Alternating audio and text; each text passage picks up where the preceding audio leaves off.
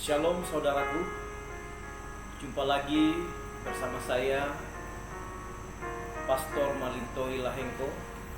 Dan saat ini saya akan mengajak kita untuk bersama-sama kita belajar. Kita mau merenungkan kebenaran firman Allah.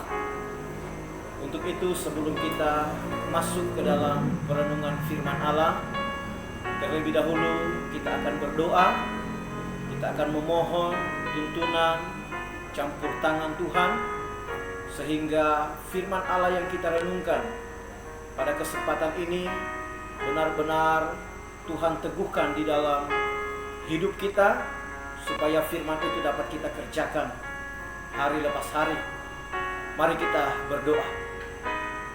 Bapa, di dalam nama Tuhan Yesus, hamba-Mu datang kepadamu di sore ini, di mana saat ini hamba-Mu akan merenungkan firman, menyampaikan firman bagi seluruh umat-umat Tuhan yang mendengar dan menyaksikan tayangan ini. Biarlah kiranya pengurapan dari tempat yang maha tinggi menjadi bagian milik hamba-Mu, supaya penyampaian firman Allah ini benar-benar dapat ditangkap, dapat diterima oleh semua umat-umat Tuhan, sehingga menjadi berkat dan nama Tuhan dipuji, dipermuliakan. Ini doa kami Tuhan, mengucap syukur sambut kebenaran firman Allah pada saat ini. Haleluya, amin. Saudaraku, perenungan firman Allah pada kesempatan ini dari kitab Yohanes pasalnya yang ke-14. Kita akan baca Yohanes pasal yang ke-14. Kita baca ayat 1 sampai ayatnya yang ketiga. Sekali lagi Yohanes 14, kita baca ayat 1 sampai ayatnya yang ketiga. Dengan perikop firman Tuhan rumah Bapa. Ayat 1 mulai, janganlah gelisah hatimu, percayalah kepada Allah, percayalah juga kepadaku. Di rumah Bapakku banyak tempat tinggal. Jika tidak demikian, tentu aku mengatakannya kepadamu, sebab aku pergi ke situ untuk menyediakan tempat bagimu. Dan apabila aku telah pergi ke situ dan telah menyediakan tempat bagimu, aku akan datang kembali dan membawa kamu ke tempatku, supaya di tempat di mana aku berada, kamu pun berada. Saudaraku, firman ini adalah perkataan dari Yesus sendiri yang dia ucapkan kepada para murid-muridnya waktu itu. Yesus tahu menjelang waktu dia akan berpisah dengan para murid. Yesus tahu ada satu kecemasan yang mengguncang hati para murid-murid pada waktu itu. Ada satu tanda tanya besar yang dipertanyakan oleh para murid, baik di dalam hati mereka atau mungkin di kalangan mereka sendiri. Mereka bertanya, bagaimana ketika sang guru ini berpisah dengan kita? Apakah bisa kita masih diberikan kekuatan? Apakah bisa kita masih bisa menjalani kehidupan kita dengan baik? Apakah bisa kita masih bisa menjalani kehidupan kita dengan normal, seperti pada waktu sang guru Yesus sendiri masih ada bersama-sama dengan kita?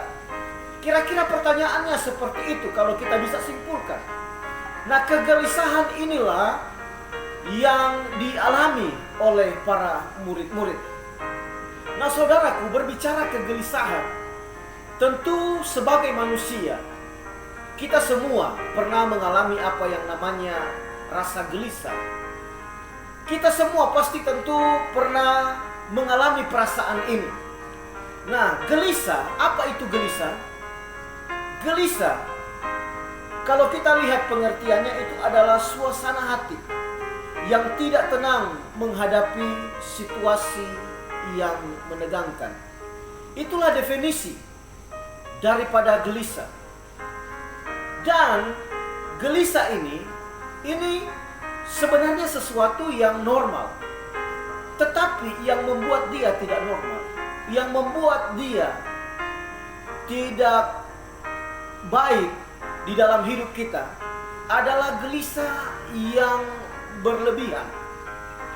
Nah, kalau kita lihat menurut penelitian, menurut ilmu kesehatan, maka kegelisahan yang berlebihan itu punya satu dampak yang negatif di dalam kehidupan kita. Nah, apa dampak negatifnya kalau kita mengalami apa yang namanya kegelisahan yang berlebihan? Dampak negatif dari kegelisahan yang berlebihan di antaranya adalah yang pertama, dia susah tidur. Kita tahu kalau orang gelisah pasti susah untuk tidur, susah untuk fokus. Ketika memejamkan mata, maka pikiran tetap terus tertuju kepada sesuatu yang membuat kita gelisah atau khawatir tersebut. Kemudian yang kedua, dampak dari gelisah itu adalah kita sulit berkonsentrasi. Di kantor, di gereja, di mana kita berada, di rumah, kita tidak fokus. Kita kerja, kita tidak fokus. Kita beraktivitas, kita tidak fokus. Kita melakukan, menjalani usaha kita, kita tidak fokus. Kita berkendaraan pun, seringkali kalau kita dalam keadaan gelisah, kita membawa kendaraan kita pun, seringkali kita tidak tahu bahwa ternyata saya sudah melewati tempat tujuan saya. Kira-kira begitu, saudara. Jadi gelisah itu yang berlebihan punya dampak negatif yang sangat banyak. Kemudian salah satu yang kita rasakan ketika kita mengalami kegelisahan yang berlebihan adalah terasa dada ini berdebar-debar, terasa jantung ini berdetak begitu kencang. Nah, untuk orang yang punya penyakit jantung, untuk orang yang jantungnya tidak normal, maka ini akan memicu satu serangan jantung, sehingga banyak kondisi keadaan ini menyebabkan kematian, menyebabkan orang mengalami stroke dan lain sebagainya. Kenapa? Karena jantung berdetak begitu keras yang disebabkan oleh kegelisahan yang berlebihan ini. Kemudian ada efek-efek yang lain, yaitu seperti keringat dingin, kemudian otot terasa kaku, badan seperti tegang-tegang. Jadi ada begitu banyak, saudaraku, dampak daripada kegelisahan itu yang terjadi secara berlebihan. Nah, di dalam pembacaan kita ini, Yesus katakan kepada para murid, Yesus katakan bahwa janganlah gelisah hatimu. Saudaraku yang Tuhan Yesus Kristus kasihi, saya percaya perkataan dari Yesus ini tidak hanya ditujukan kepada para murid pada waktu itu, tetapi perkataan ini juga dialamatkan kepada kita. Firman ini, mari kita yakini, firman ini ditujukan juga kepada kita. Dimanapun engkau berada saat ini, firman ini juga Yesus katakan kepada kita secara pribadi. Yesus katakan, janganlah gelisah hatimu. Saya tidak tahu bagaimana kondisi keadaan saudaraku saat ini, tetapi saya melihat di hari-hari ini, kegelisahan itu melanda seantero dunia. Tidak bisa kita pungkiri, di tengah-tengah pandemik virus corona COVID-19 yang melanda sebagian besar dunia, sebagian besar negara, tentu yang namanya kegelisahan ini bukanlah sesuatu yang bisa dihindari. Sesuatu perasaan yang melanda begitu banyak orang di hari-hari ini. Tetapi sore hari ini, saat ini, saya mau katakan kepada kita semua bahwa mari kita perhatikan firman Allah. Mari kita pegang apa yang menjadi perkataan Yesus ini. Yesus katakan, janganlah gelisah hatimu. Nah, umatku, umat Tuhan, saudaraku, bicara kegelisahan ini, ada beberapa cara yang akan saya sampaikan kepada kita semua pada saat ini. Bagaimana caranya supaya di dalam hidup ini kita terhindar, kita terluput, kita terbebas dari belenggu kegelisahan yang terjadi di dalam hidup kita secara berlebihan. Terlebih khusus di tengah-tengah kondisi situasi di hari-hari ini. Baik itu masalah kesehatan, masalah virus COVID-19, masalah ekonomi. Banyak orang yang kehilangan mata pencahariannya. Banyak orang yang kehilangan pekerjaannya. Usaha tidak berjalan seperti biasanya. Penghasilan berkurang. Sehingga banyak usaha-usaha tutup. Atau banyak usaha-usaha mengurangi tenaga kerjanya. Sehingga di hari-hari ini antara menjaga kita tidak terkena virus atau menjaga supaya kita tetap terus makan, itu sepertinya adalah tantangan yang harus kita hadapi hari lepas hari. Oleh sebab itu, saudaraku, pada kesempatan ini saya mau sampaikan kepada kita semua ada tiga hal yang akan saya sampaikan. Bagaimana caranya supaya di dalam hidup ini kita terluput, terbebas, terhindar daripada belenggu kegelisahan yang terjadi secara berlebihan. Yang pertama, saudaraku, masih di dalam Yohanes pasal 14 ayatnya yang pertama. Di sini Yesus katakan, "Janganlah gelisah hatimu, percayalah kepada Allah, percayalah juga kepadaku." Ini adalah kunci yang pertama, supaya di dalam hidup ini kita terbebas dari belenggu kegelisahan yang terjadi secara berlebihan ini. Hal yang pertama yang harus ada di dalam hidup kita, yaitu sikap hati kita. Haruslah sikap hati yang percaya dengan sungguh-sungguh kepada Tuhan Yesus. Percaya kepada Yesus. Yesus sendiri katakan, "Percayalah kepada Allah dan percayalah juga kepadaku." Dengan kata lain, Yesus mengatakan kepada para murid, dia katakan, "Para murid, apa yang perlu engkau gelisahkan di hari-hari ini? Apa yang perlu engkau takutkan, khawatirkan?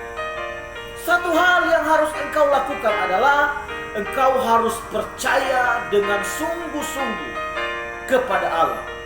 Engkau harus percaya dengan sungguh-sungguh kepada Yesus." Nah, saudaraku, inilah hal yang pertama yang saya mau katakan kepada saudaraku, bahwa supaya kita terhindar dari kegelisahan yang melanda sebagian besar manusia di dunia ini pada saat ini. Sikap hati yang harus kita ambil yang pertama adalah kita harus percaya dengan sungguh-sungguh kepada Tuhan. Di dalam kitab Habakuk pasalnya yang ketiga, ayatnya yang ke-17, Habakuk berkata, "Sekalipun pohon ara tidak berbuah, pohon zaitun tidak berbunga, hasil mengecewakan, ladang-ladang semua tidak menghasilkan, kambing domba terhalang, lembu sapi terhalang dari kurungan, tetapi sikap hati yang harus saya ambil, sikap hati yang saya harus lakukan adalah saya tetap beria-ria di dalam Allah yang telah menyelamatkan umat Tuhan." Saudaraku, kiranya sikap hati inilah yang harus ada di dalam hidup kita, supaya di hari ini kita terhindar daripada kegelisahan, yaitu kita percaya dengan sungguh-sungguh kepada janji-janji Tuhan yang telah Tuhan sampaikan kepada kita melalui firman-Nya. Percaya setiap firman Tuhan yang kita dengar oleh hamba-hamba Tuhan yang memberitakannya, ataupun kita saksikan di media-media, ataupun kita baca melalui persekutuan pribadi kita. Nah, percaya janji itu, percaya firman itu, perkatakan firman itu pasti jadi di dalam kehidupan kita. Maka itulah kunci pertama yang dapat meluputkan kita daripada kegelisahan yang berlebihan. Di dalam kitab Kisah Para Rasul pasal 16 itu menceritakan tentang bagaimana Paulus dan Silas, mereka dikurung, ditawan di dalam penjara. Mereka diletakkan di ruangan yang benar-benar sulit untuk diakses, karena mereka ada di ruangan yang khusus. Penjara pada waktu itu adalah sesuatu yang sangat menakutkan. Harapan untuk hidup, harapan untuk bebas, harapan untuk terlepas ketika kita masuk ke dalam penjara pada waktu itu sangat susah. Tetapi Paulus dan Silas, ketika mereka dimasukkan ke dalam penjara, sikap hati yang mereka ambil, mereka memuji Tuhan. Mereka menyembah Tuhan. Mereka menaikkan syukur kepada Tuhan. Kalau kita lihat apa yang dilakukan oleh Paulus dan Silas, atau apa yang dialami oleh Paulus dan Silas ini, sepertinya bertolak belakang dari apa yang telah mereka lakukan. Kalau kita lihat pada pasal 15, di sana mereka memberitakan Injil. Mereka memberitakan Yesus yang adalah Tuhan, yang adalah Mesias, kepada orang-orang pada waktu itu.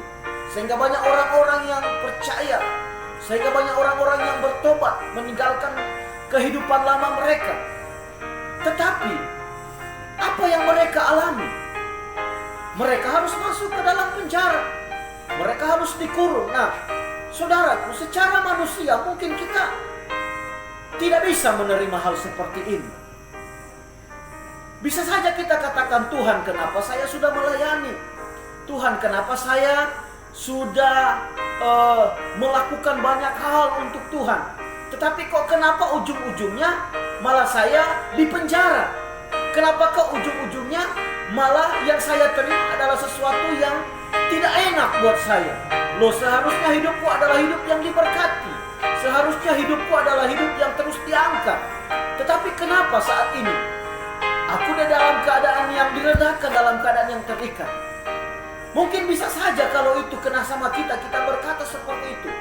Tetapi saudaraku, kita bisa melihat sikap hati yang diambil oleh Paulus dan Silas.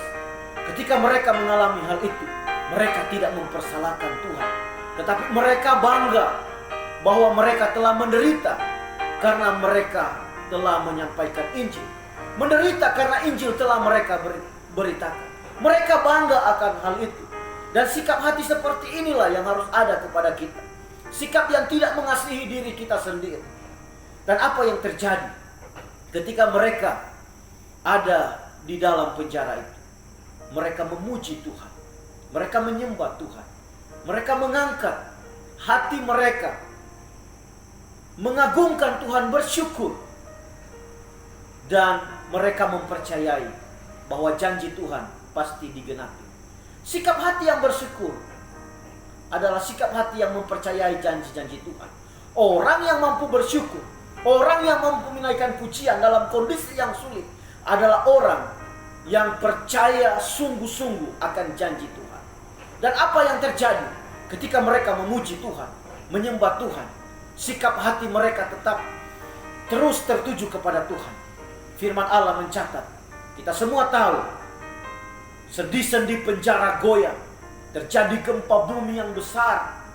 Pada malam itu, semua dirasakan begitu terguncang pada waktu itu. Dan apa yang terjadi? Kita lihat belenggu-belenggu, rantai-rantai yang mengikat mereka terlepas pada waktu itu. Saudaraku, saya percaya ketika kita mengalami kegelisahan dan kita tetap percaya kepada Tuhan, maka saya percaya kita akan terhindar, terbebas, terlepas dari kegelisahan tersebut. Kemudian yang kedua, yang harus ada kepada kita supaya kita terhindar dari kegelisahan yang berlebihan di hari-hari ini adalah kita tetap tinggal di rumah Bapa. Di dalam pembacaan kita, ayat 2 di sini dikatakan, di rumah Bapakku banyak tempat tinggal. Oh saudaraku yang Tuhan Yesus Kristus kasihi. Pembacaan ini seringkali orang atau banyak orang hamba-hamba Tuhan khotbahkan di duka saja. Karena banyak orang menafsirkan bahwa ayat-ayat ini adalah ayat-ayat berbicara tentang sorga yang kekal, di mana ketika orang sudah tidak ada lagi di dunia ini. Tetapi saya mau katakan, ayatnya yang kedua ini juga akan terjadi di dunia, di dalam kehidupan kita secara nyata ketika kita mempercayainya. Memang Yesus tujuannya naik ke sorga adalah untuk menyediakan tempat tinggal bagi kita. Tetapi kalau kita percaya sungguh-sungguh di dunia ini selama kita hidup, selama kita masih bernafas ini, kita percaya janjinya sungguh-sungguh, maka Yesus katakan, di rumah Bapakku banyak tempat tinggal. Nah, syarat yang kedua supaya kita terhindar dari kegelisahan yang berlebihan di dalam hidup kita adalah kita tetap tinggal di rumah Bapa. Bapak, Ibu, saudaraku yang Tuhan Yesus kasihi, di hari-hari ini janganlah pernah engkau jauh dari Tuhan. Tetap tinggal terus di dalam Tuhan. Kondisi keadaan pandemi di hari-hari ini yang membuat kita kuat adalah ketika kita tetap tinggal di dalam Tuhan. Kalau kita lihat di hari-hari ini, sepertinya segala sesuatu tidak berarti. Uang tidak berarti, kedudukan tidak berarti, segala sesuatunya seperti tidak ada arti. Kenapa? Karena kita tidak bisa mempergunakan itu dengan sebebas mungkin. Kenapa? Karena kita harus dituntut untuk kita tetap tinggal di rumah, untuk kita tetap berjaga-jaga. Dan yang saat ini yang sangat berarti di dalam hidup kita hanyalah hubungan kita dengan Tuhan. Hanyalah ketika kita tetap tinggal di dalam Tuhan. Yesus katakan, di rumah Bapa banyak tempat tinggal. Mungkin di hari-hari ini kita mengalami kegelisahan. Tuhan, bagaimana dengan hidupku? Bagaimana dengan keadaanku? Bagaimana dengan kondisi anak-anakku? Bagaimana dengan makan minumku, pakaiku? Bagaimana dengan semua yang harus saya hadapi di hari-hari yang akan datang? Saat ini firman Allah menjawab pertanyaan itu. Firman Allah katakan, di rumah Bapakku banyak tempat tinggal. Tetap tinggal di dalam Tuhan, maka kita akan menemukan jawaban. Tempat tinggal apa yang ada di dalam rumah Bapa? Tempat tinggal untuk tubuh, jiwa, dan roh kita. Tempat tinggal. Mungkin kita tidak bisa tinggal di dalam rumah seperti rumah yang punya fasilitas yang lengkap. Tetapi yang berbicara, yang dimaksudkan dengan di rumah Bapakku banyak tempat tinggal, adalah kita akan mengalami hal-hal yang dahsyat dan luar biasa. Kalau kita bersama-sama dengan Tuhan, kita akan tetap tinggal dengan aman. Hanya dekat dengan Allah saja aku merasakan tenang, karena daripadanya lah keselamatanku. Demikian kata Daud. Saudaraku, di hari-hari ini, supaya kita terluput, terhindar dari kegelisahan yang berlebihan, hal yang kedua yang harus ada pada hidup kita, yaitu kita tetap tinggal di rumah Bapa. Ketika anak bungsu mencoba-coba meninggalkan rumah Bapa, dia ada uang, dia punya segala-galanya. Tetapi apa yang terjadi ketika dia tinggalkan rumah Bapa? Kekayaan, uang, harta benda, kesenangan tidak bisa menjamin kehidupannya. Yang bisa menjamin kehidupannya adalah ketika dia tinggal di rumah Bapa. Kita memang butuh uang, kita memang butuh harta, kita butuh jabatan, kita butuh hal-hal yang berhubungan dengan jasmani kita. Tetapi bukan itu yang terutama. Yang terutama di dalam hidup ini adalah ketika kita ada bersama-sama dengan Tuhan. Oleh sebab itu umat Tuhan, biar kita tetap tinggal di rumah Bapa di hari-hari ini. Kemudian yang ketiga, bagaimana caranya supaya kita tidak mengalami kegelisahan yang berlebihan di hari-hari ini. Mari kita tetap terus deklarasikan firman Allah. Di dalam kitab Yohanes pasalnya yang ke-15, ayatnya yang ke-7, saya bacakan bagi kita semua. Firman Allah katakan, jikalau kamu tinggal di dalam aku dan firmanku tinggal di dalam kamu, mintalah apa saja yang kamu kehendaki dan kamu akan menerimanya. Jikalau kamu tinggal di dalam aku dan firmanku tinggal di dalam kamu, mintalah apa saja yang kamu kehendaki dan kamu akan menerimanya.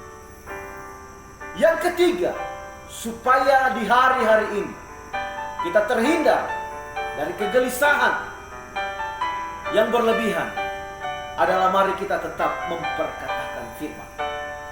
Setiap firman yang masuk di dalam hati kita, setiap firman yang kita terima, sudah saya katakan tadi, mari kita tetap terus perkatakan itu di dalam kehidupan kita hari lepas hari. Apa firman yang engkau dengar hari ini? Apa firman yang engkau terima hari ini? Mari perkatakan itu. Ketika engkau memperkatakan itu terus dan terus, pasti firman itu akan terjadi di dalam hidupmu. Kalau hari ini engkau mendengar firman, janganlah gelisah hatimu. Percayalah kepada Bapa, percayalah juga kepadaku. Aku ini adalah Yesus. Maka kalau firman ini kita deklarasikan terus, kita perkatakan terus hari lepas hari, maka firman ini akan memberikan kekuatan bagi kita. Bahkan firman ini akan terjadi di dalam kehidupan kita. Kita katakan, aku percaya Tuhan bahwa aku tidak akan gelisah, karena aku punya janji Bapa, karena aku punya Allah yang setia, Allah yang terus menyertai aku. Apakah yang dapat memisahkan aku dari kasih Kristus? Aniayakah, ketelanjangankah, sakit penyakitkah? Tidak ada yang dapat memisahkan aku dari kasih Kristus.